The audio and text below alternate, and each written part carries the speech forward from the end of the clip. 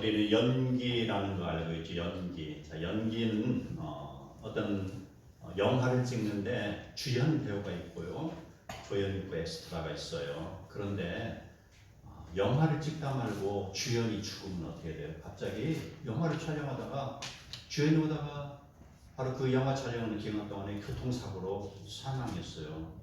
그런데 그 영화를 촬영하기에 지금 몇백억의 돈을 들였잖아요. 그럼 어떻게 해야 돼요? 주연을 바꿔요.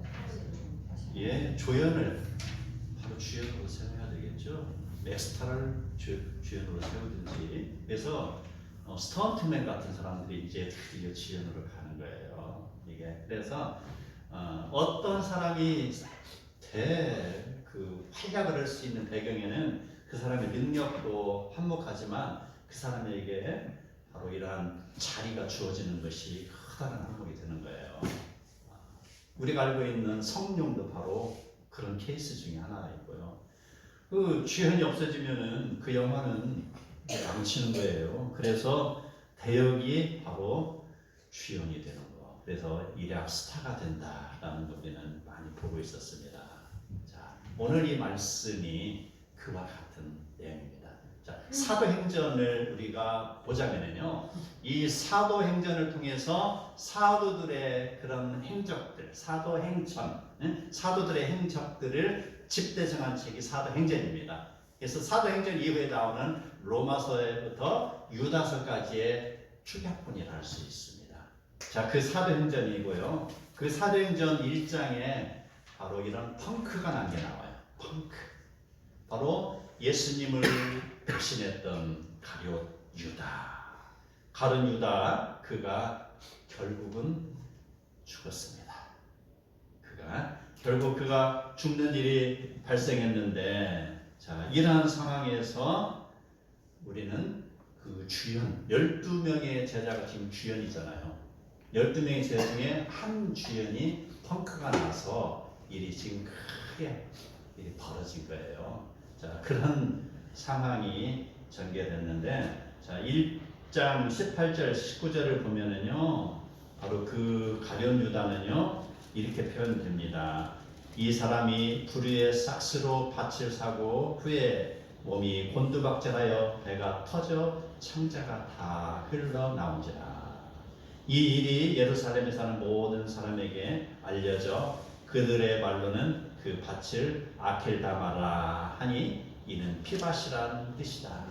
자, 우리 예루살렘 성 옆에 흰놈의 골짜기가 있어요. 거기에서 온갖 인신 제사를 많이 드렸잖아요. 사람들이 나쁜 일을 많이 했죠. 그래서 자, 예루살렘 성벽이 있으면은 그 옆에 흰놈의 골짜기가 있고요. 그 골짜기 아래 골짜기가요 한 5m 정도 돼요. 가보면은 5m 정도 되고, 거기에 골짜기 이제 절벽같이 있어요. 절벽같이 있고 그 위에 집이 있어요. 마치 수도원 같이 집이 있어요. 거기에 골짜기에 절벽에 그 위에 그 사이에 나무들이 있어요. 나무들이 바로 그곳에 목매어서 죽은 거예요. 그곳의 이름을 아켈다마라라고 합니다. 그냥 나무에서 목매에서 떨어져 죽으면은 그저 얼마 안 되잖아요. 고작 해봤자 4, 5m 되잖아요. 그거 가지고 죽을 리 없죠. 그런데 그 높은 곳에서 떨어지니까 4, 5m 플러스 낭떠러지의 깊이를 더하는 거죠. 그러다 보니까 10m도 되고 더도 될 수가 있는 거죠.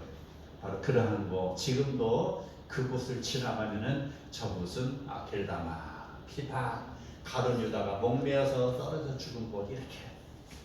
사람이 태어나서 자기 이름이 좋은 것으로 기억되어야지 이렇게 지나가면서 모든 사람이 손가락질하면 되겠냐 말입니다. 바로 그 주인공이 가룟 유다입니다. 이렇게 가룟 유다에 대하여서 성경에서는 확실하게 증언을 하고 있습니다. 예수님이 십자가에서 고초를 당하실 때 제자들은 모두가 유대인들이 두려워서 도망쳤죠. 그래서 예수님이 고초 당할 때도 도망갔고요. 예수님이 십자가에서 죽으셨을 때도 도망갔고요. 그리고 예수님이 죽으신 지 이틀째 되는 날 토요일 날에도 이 제자들은 다 도망쳤어요. 왜 그런 줄 아세요? 유대인이 무서워서 도망쳤어요. 있었어요. 그랬을 때 예수님의 죽음을 거둔 사람이 딱 2명이 있어요. 남자는 2명이고 또 마리아들이 있었죠. 마리아 자매들이. 거기에 아리마디 요셉이 있고요. 니고데모가 있어요. 2 사람은 예수님의 직접 12제자의 목록에 들어가지 않은 사람이지만은요. 그 사람들은 바로 그 유대인의 두려움을 무릅쓰고 바로 빌라도에 가서 예수님의 죽음을 우리가 수습하게 해주시오라 허가를 맡은 사람들입니다. 그렇게 해서 당당하게 예수님의 죽음을 장사를 지는 사람들입니다. 자, 이 상황을 왜 이야기하냐? 두려웠다라는 것입니다.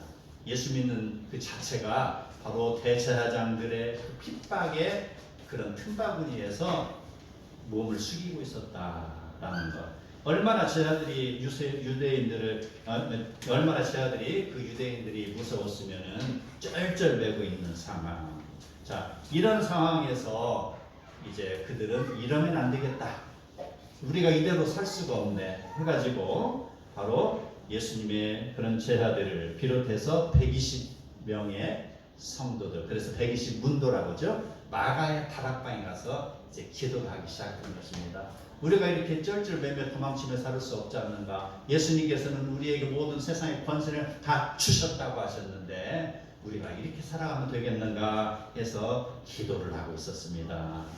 자, 이런 기도하는 상황 속에서 드디어 이제 바로 베드로가 입을 여는 것이죠. 베드로가 그들에게 이야기합니다. 우리 함께 기도하는데 우리 형제 중에 한 명이 지금 죽고 없으니 그 자리에 공백이 생겼습니다.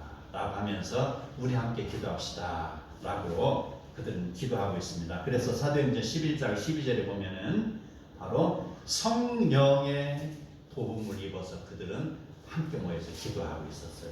그리고 사도행전 13장 2절을 보면은 바로 주를 섬겨 금식할 때 성령이 이르시되 내가 불러 시키는 일을 위하여 바나바와 바울을 따로 세우라 라는 말씀도 그들에게 주는 것을 보게 됩니다. 자, 이러한 것은 어떤 현상 속에서 일어나는 것이냐면은 바로 그 베드로가 거기에 모인 그런 사람들을 향해서 우리 기도합시다 라고 하며 우리의 형제 12 중에 한 명이 없어졌으니 우리가 그 사람을 채워야 되지 않는가 라는 제안을 하는 거예요. 그런 상황 속에서 드디어 이제 그들은 그 일을 결행하기로 결심을 합니다. 그래서 모여서 그들은 기도를 아까 했다고 그랬죠. 성령의 도움을 기도를 했다고 그랬죠. 자, 한 사람이 없어졌지만 하나님의 일은 계속해서 이루어지는 줄 우리는 알아야 할 것입니다. 하나님께서는 우리보다도 더 그것을 원하십니다. 하나님의 일을 위하여서. 자, 하나님의 일은 계속되는데 거기에 시편에 보면은 그 가룟 유다의 그런 사건에 대해서 69편 25절에 이렇게 나옵니다. 그의 거처를 황폐하게 하시며 거기에 거하는 자가 없게 하소서. 그의 직분을 타인에게 취하소서라는 구절이 나와요.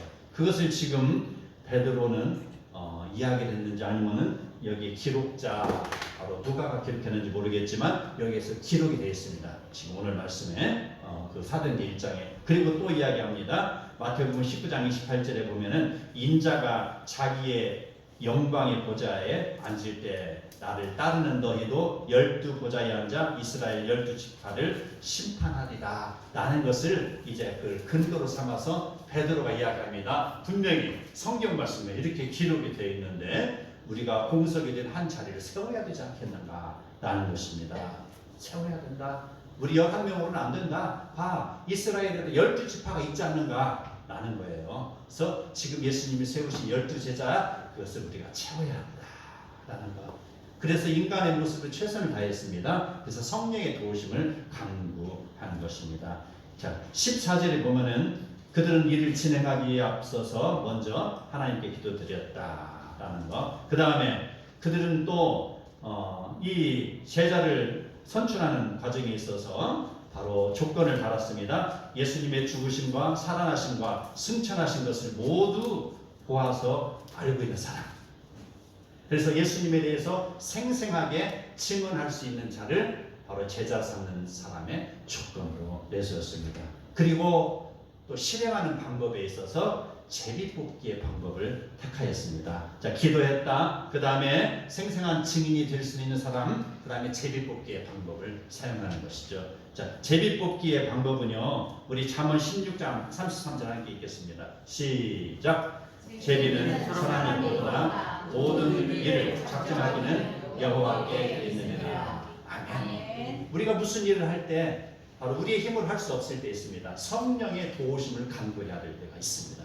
제가 우리 대학교를 졸업하고 회관이 너무 낡아가지고 이것을 과연 부수고 다시 지어야 되는지 어떻게 해야 되는지 굉장히 고민스러웠던 적이 있었죠. 우리 그 졸업생들이 모여서 그랬을 때 그 중에 가장 선배드는 분 한 명이 지금 대전에서 목회하고 있어요. 이종현 목사님이라고. 그분이 이야기하는 거야. 성경에도 보니까 제비뽑기 하던데 우리 기도하고 제비뽑기 합시다 라고 해서 우리가 그렇습니다 하고 열심히 기도하고 제비뽑기를 한 결과 그거 헐지 말기로 하는 거예요. 그래서 안전진단 한번 받아봅시다 라고 그렇게 해서 안전진단을 받아보니까 그 건물이 쌩쌩한 거예요. 골조가 짱짱한 거예요. 외관만 오래돼하고 상했을 뿐이지. 그래서 저희들이 그 건물을 헐지 않고 리모델링 했던 그런 경험이 있습니다. 제비뽑기. 그 순간에 우리 마음은 전체적으로 그 건물을 부수는 것으로 마음이 쏠리고 있었어요. 그러나 제비뽑기에서 하나님은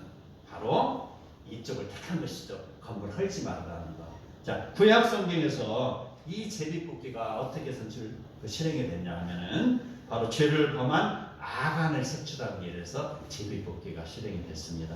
그뿐 아닙니다. 바로 요단 서편을 점령하고 그 9지파 반 지파에게 그 서쪽 요단 서편에 있는 지역을 분할할 때 제비뽑기를 해서 1번에서 9번까지 10번까지죠. 그 땅을 차지하게 했습니다. 그러니 어느 지파인들 거기에 대해서 불평이 없는 것을 우리는 알 수가 있습니다. 자, 이러한 모든 것이 성령의 도우심에 의해서 이루어지는 것을 우리는 알아야 할 것입니다. 자, 그런 결과 오늘 베드로의 제안에 의해서 제비뽑기가 이루어지는데 거기에 2명이 물망에 올랐어요. 여러 제자가 있었겠죠. 그 중에 이제 고르고 골라서 드디어 2명이 올라왔다라는 거.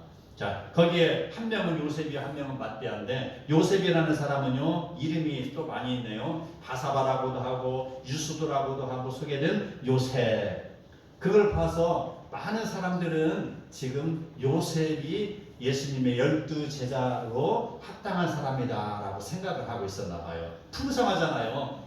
이름도 풍성하잖아요. 그래서 그 지위가 높았던 것 같아요. 이렇게 풍부한 사람을 요셉을 생각하고 있었던 것 같은데 맏디아라는 사람에 대해서는 딱 맏디아 이렇게만 나와요. 그래서 이렇게 크게 인정받는 사람과 조금 인정받는 사람 2명이 물망에 올랐을 때 드디어 기도하고 제비뽑기를 했어요. 그 결과 누가 됐어요?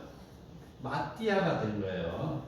맏디아가 뽑혔으니 그들은 자기들의 생각과 다른 사람이 뽑혔습니다. 그러나 그들은요 기도하고 했기 때문에 여기에 대해서 어느 누구도 토를 다는 사람이 없었습니다. 아멘, 아멘하고 받아들이는 거. 왜요? 바로 성령의 도우심으로 뽑힌 사람이기 때문이라는 것입니다. 자, 맏디아가 누구인가? 자, 맏디아라는 것은요 여호와의 선물이다라는 뜻을 가지고 있어요. 그 맏디아에 대한 내용은요 사도행전 1장에밖에 없습니다. 더 이상 어디를 찾아봐도 맏디아라는 이름이 없어요. 자, 이런 상황을 두고요 어떤 학자들은 이야기합니다.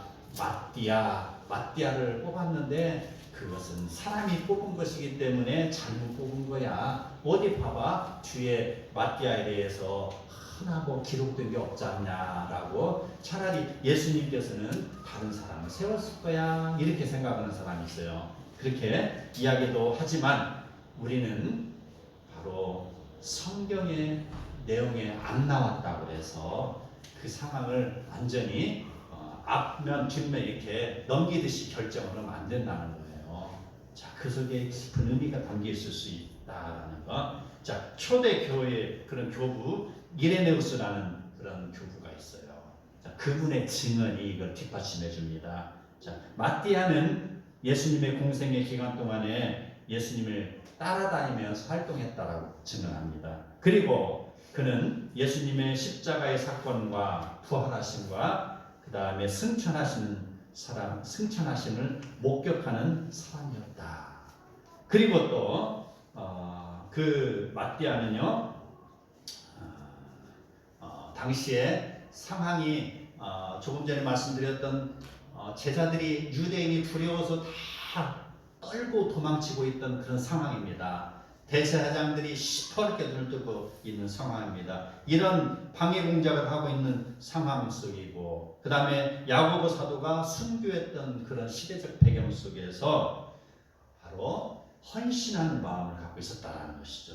그래서 요셉도 물론 그렇겠죠. 마띠아도 그렇겠죠. 이 헌신하는 마음을 갖고 있던 사람, 그는요 바로 이레네우스의 증언에 의하면은요 에티오피아에 가서 복음을 전했다라고 했습니다. 그리고 또 유대에 다시 돌아와서 복음을 전했다. 그리고 유대에서 복음을 전하다가 유대인들에게 돌에 맞아서 순교하였다.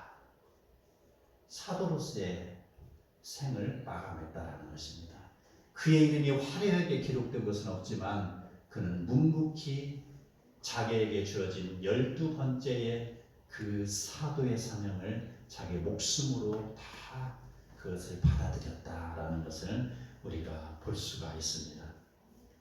우리는 이 내용을 통해서 많은 사람들은 나의 이름을 알아주기를 원하고 나의 모습을 높이 섬겨주기를 바라지만, 그러나 마띠아는 그렇지 않았습니다. 누가 나의 이름을 알아주든지 알아주지 않든지, 나의 이름이 성경에 기록되든지 기록되지 않든지, 그는 오직 복음을 전하는 일에 열중하여 사명을 다한 제자인 것처럼 나 역시 그래야 될 것입니다. 아멘. 그랬을 때 예수님의 명령에 실천하는 일 두 번째, 누가 이 일을 대신할 것인가 라는 것을 생각을 해봐야 됩니다. 예수님의 12제자로 마띠아가 직분을 감당하였지만 그의 이름이 부각되었다면 복음 전파의 사역은 아마도 완료형이 되었을 것입니다. 제 생각이에요. 자, 마띠아가 이렇게 했다. 그러면은 12제자가 이렇게 해서 끝났다라고도 단정 지을 수 있죠. 물론 계속해서 복음이 전해졌지만 말입니다. 그러나 그의 사역은 세상 어디에도 드러나지 않고 조용하게 묵묵하게 순종하는 모습으로 이름도 없이 빛도 없이 감추어져 있는 이유, 이것은 아마도 복음 전파의 사역이 완료형이 아닌 현재 진행형이 되어야 되는 것이 아닌가라는 생각을 한번 해봅니다. 누가복음 14장을 보면 이렇게 나옵니다. 어떤 사람이 큰 잔치를 베풀고 많은 사람을 청하였더니 잔치할 시각에 그 청함받은 자들에게 종을 보내어 이르되 오소서 모든 것이 준비되었나이다 하며 18절에 보면 다 일치하게 사양하였다라고 했습니다. 한 사람은 이르되 나는 밭을 샀음에 아무래도 가봐야겠습니다. 청컨대 나를 이해하소서. 또 한 사람은 이르되 나는 소 5개를 샀음에 시험하러 가니 청컨대 나를 이해하소서. 또 한 사람은 이야기합니다. 나는 장가 들었으니 그러므로 가지 못하겠노라 하는지라. 21절에 보면 종이 돌아와 주인에게 그대로 고하니 이에 집주인이 노하여 그 종에게 이르되 빨리 시내의 거리와 골목으로 나가서 가난한 자들과 몸 불편한 자들과 맹인들과 저는 자들을 데리고 오라 라고 말씀하십니다. 종이 이르되 주인이여 명하신 대로 하였으되 아직도 자리가 남아있나이다 라는 것입니다. 아직도 남아있나이다. 기회가 지금 주어지는 거예요. 다 사람들은 나는 안 됩니다 하고 다 도망쳤어요. 도망쳤을 때 바로 시장에 있던 사람들을 초대하는 거예요. 그 남은 한 자리를 위해서 지금 초대하는 것이다 이 말입니다. 누가복음 14장 23절 함께 읽겠습니다. 시작. 주인이 종에게 이르되 길과 산 울타리에 바로 나가서 사람을 강권하여 데려다가 내 집을 채우라. 내가 너희에게 말하노니 전에 청하였던 그 사람들은 하나도 내 잔치를 맛보지 못하리라 하십니다. 제자의 길은 언제든지 열려 있습니다. 오직 성령이 너희에게 임하시면 너희가 권능을 받고 예루살렘과 온 유대와 사마리아와 땅 끝까지 이르러 내 증인이 되라고 명령하시면 거기에서 대상이 누굽니까? 너희라는 것입니다. 2인칭 너희라는 명칭에는 바로 예수님의 12제자뿐 아니라 다른 사람이 포함되어 있는 것입니다. 너희 속에 상징이도 포함되어 있어요. 너희.